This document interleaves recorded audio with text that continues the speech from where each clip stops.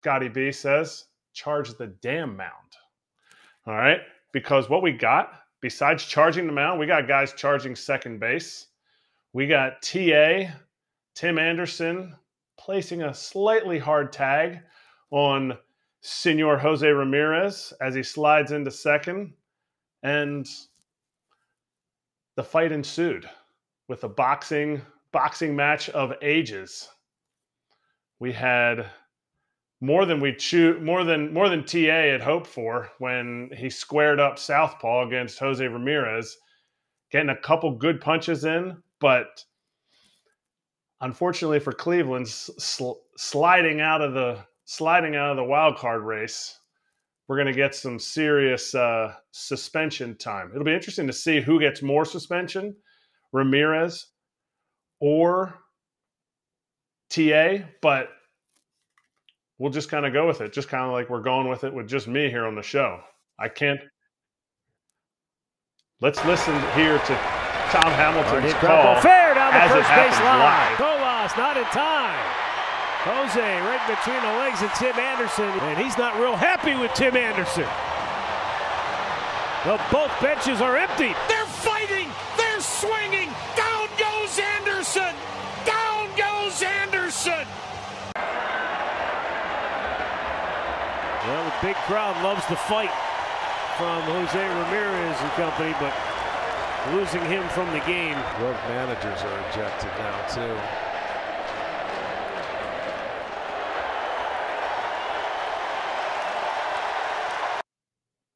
TA walking off there is not the sight you want to see after a fight. This is why I'm going to be against fights, because you never know. I mean, a concussion like that, getting knocked out, TA walking kind of sideways there. But a lot of this wasn't just this play. You look at the play and you say, okay, Jose slid in. He took an exception to what was going on. They had some type of words exchanged.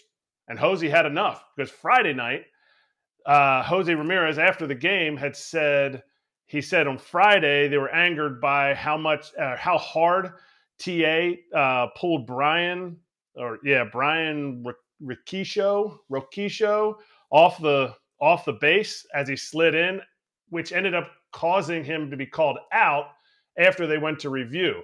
So they were pissed about that. And then Saturday, TA was gabbing at Gabby Arias and the Guardians rookie. And so Jose, this was just the last straw.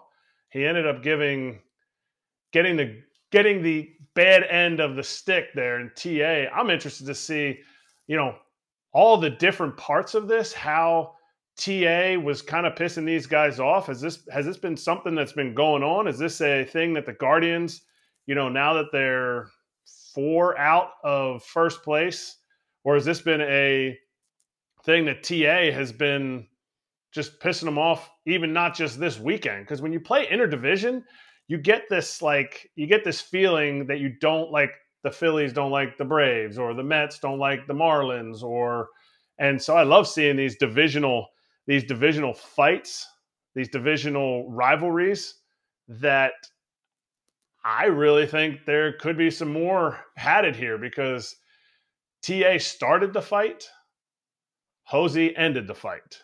And then I didn't see what happened later on, but Pedro Grifol was not too pleased. And it kind of felt like the White Sox, who have been the basement of the Central Division, besides the Royals, who aren't even trying, the White Sox were trying. And after this, you kind of feel like it was something that's, in the division, you play each other so many times.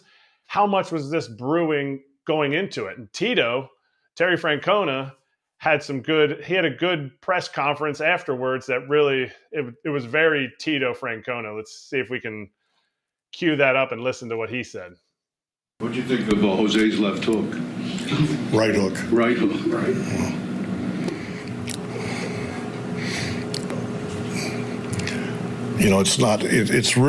It's not funny, but when I came in, I'm listening to Hammy, it's hard not to chuckle.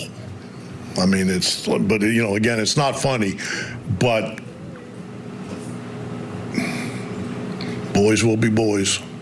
I love that. I love the end with Tito saying that boys will be boys. That is really that's what you're doing. You're going out there and things get heated during the game. And I love that Tito was like, it was actually a right hook.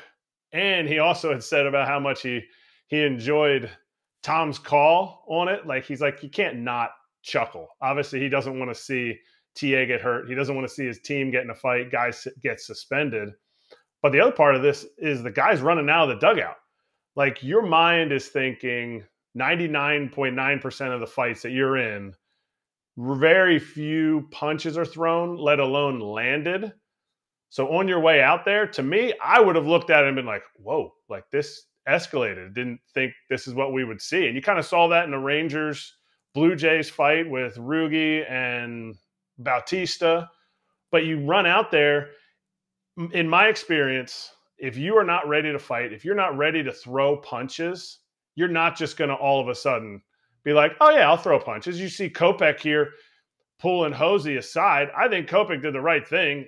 You can't afford him to be throwing punches. So he pulls him away. And a lot of other guys are just kind of doing the standard baseball fight thing, putting a hand out.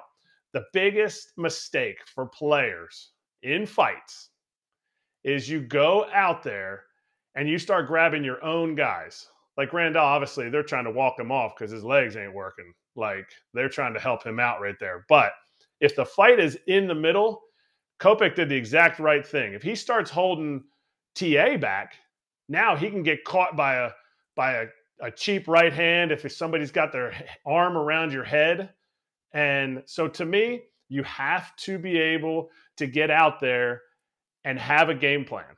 And for me, my game plan was I would just grab the biggest dudes I could grab from the other team and push them away from anything that's going on. If other people on the team are going to fight, they're going to fight. It's not, I never went out there thinking, oh yeah, I'm going to throw punches. Because the dudes that do go out there and throw punches, especially relievers that are running in from the bullpen, they have a long time to think about it.